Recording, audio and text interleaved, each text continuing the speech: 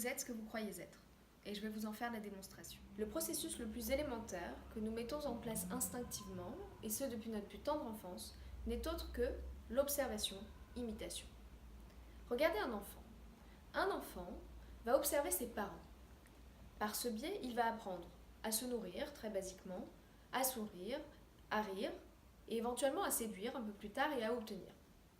Nous autres adultes devrions être capables de faire exactement la même chose. Entendez, chez tout un chacun, il y a quelque chose de bon à prendre. Nous devrions être capables d'apprendre de tous.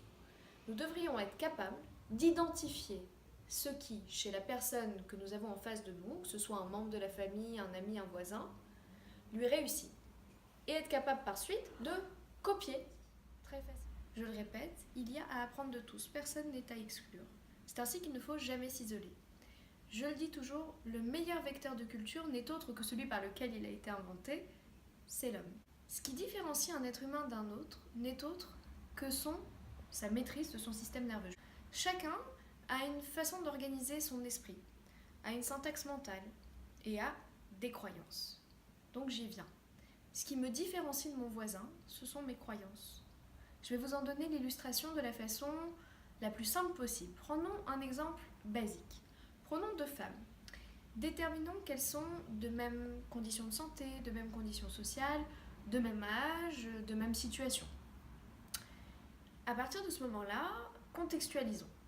Ces deux femmes sont face à un petit ami dont elles attendent un message, ou encore un mari qui doit rentrer du travail et dont elles attendent le retour. Toutes les deux vont avoir un comportement tout à fait différent. La première va être tout à fait détendue, elle va peut-être même pas regarder l'heure, elle va vaquer à ses occupations, peut-être qu'elle va cuisiner pour le soir, peut-être qu'elle va répondre à ses emails, appeler une copine, regarder un film, je ne sais, ou peindre, peu importe. La seconde, en revanche, va avoir un comportement physiologique compulsif et nerveux. Imaginons-la, peut-être se ronger les ongles, peut-être regarder son téléphone sans cesse, peut-être va-t-elle envoyer des messages à son petit ami, son prétendant ou son mari, et le harceler, ce qui est absolument ce qu'il ne faut pas faire, on le sait. Qu'est-ce qui différencie ces deux femmes ? La première est tout à fait détendue. Pourquoi ? Parce qu'elle n'a mis en place aucun système d'alerte. En fait, dans son passif, il n'y a absolument rien qui fait qu'à cet instant, elle s'inquiète. La seconde, en revanche, a un passif personnel ou celui d'un proche, peu importe, sa maman, une amie, une sœur, qui génère qu'à ce moment-là, elle s'imagine le pire et qu'elle commence à surréagir.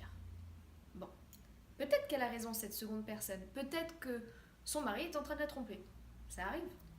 Mais après tout, à quoi ça sert qu'elle agisse, qu'elle réagisse ainsi que son corps et son cœur en prennent plein la tête ? Aucun intérêt.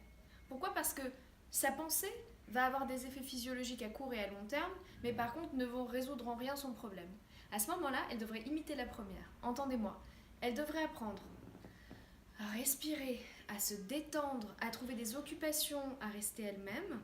Et ensuite, peut-être que dans un second temps, quand elle va avoir son petit ami au téléphone, quand son mari va rentrer, elle va avoir suffisamment de données, elle va peut-être devoir les collecter, elle va pouvoir analyser et elle va pouvoir à ce moment-là deviner, peut-être savoir si elle se trompait ou non, si elle est trompée ou non, et prendre une décision en conséquence.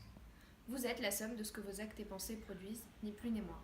Ainsi, si vous pensez négativement, vous aurez du négatif dans votre vie. Si vous pensez bien, vous serez bien.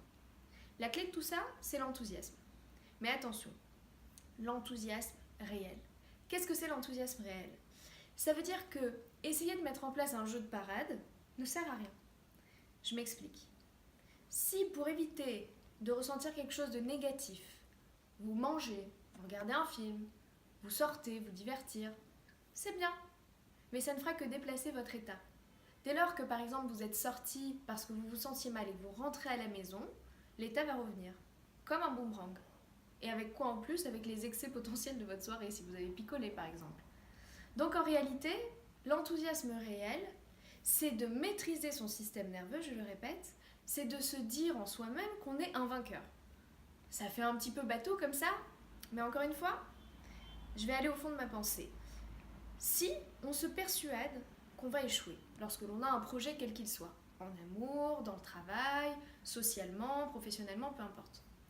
Si on se persuade qu'on va échouer, on génère quelque chose de l'ordre de la négativité qui fait qu'on renvoie un message négatif, on le porte sur notre visage, dans notre comportement, dans notre attitude, dans notre allure, et on se le répercute à soi-même. À ce moment-là, inévitablement, on va échouer. C'est un cercle vicieux.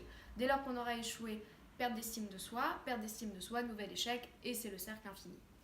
Si en revanche, on est persuadé de pouvoir commander notre vie, à ce moment-là, la sensation de pouvoir va nous booster et absolument maximiser notre rendement, votre rendement. Et à ce moment-là, une première réussite va en entraîner une seconde. C'est le cercle positif et vertueux de la réussite. Alors voilà ce à quoi je vous invite aujourd'hui. Je vous invite à réfléchir à la question suivante. Est-ce que mes croyances, mes convictions m'enrichissent ou me font défaut? Est-ce que par leur biais, j'entraîne des résultats positifs ou je me sabote? Si le second cas est le vôtre, il faut absolument vous débarrasser de vos croyances. J'irai même plus loin. Lorsqu'il vous arrive quelque chose, il faut toujours en tirer une expérience positive. Une prochaine fois, lors d'une prochaine vidéo, je développerai ce sujet parce qu'il est tout à fait possible de maîtriser la perception d'un événement, voire l'événement, et d'en faire quelque chose de positif. Si vous voulez en savoir plus, www.charlotte.coach. Vous pouvez également me consulter sur ma chaîne YouTube ou sur mon Instagram. N'oubliez jamais, la vie est un équilibre qui commence par soi. Merci de m'avoir écouté et à bientôt.